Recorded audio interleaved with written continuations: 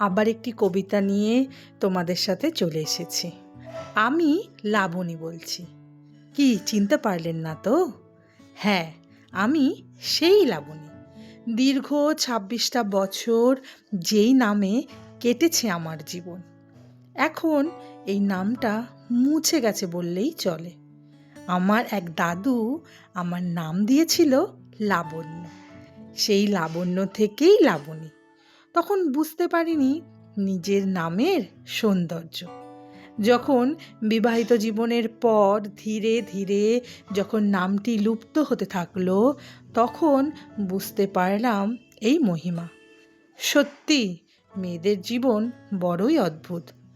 সংসার জীবন যেন এক নতুন অধ্যায়, নতুন জায়গা, নতুন পরিবেশ, নতুন বাড়ি, নতুন মানুষজন।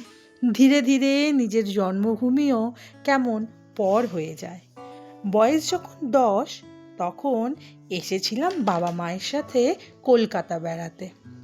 সেখানে এত বড় বড় উঁচু উঁচু বিল্ডিং, রাস্তায় এত এত মানুষ দেখে অবাক দৃষ্টিতে তাকিয়ে থাকতাম আর বাবাকে অনবরত প্রশ্ন করে যেতাম। তখন মনে হয়েছিল এত বড় শহর, এখানে সব ব্যাপারই বেশ বিখ্যাত। কিন্তু বিশ্বাস করুন, আমি মনে প্রাণে বিশ্বাস করি আমার গ্রামই হলো সেরা। ধন্যবাদ।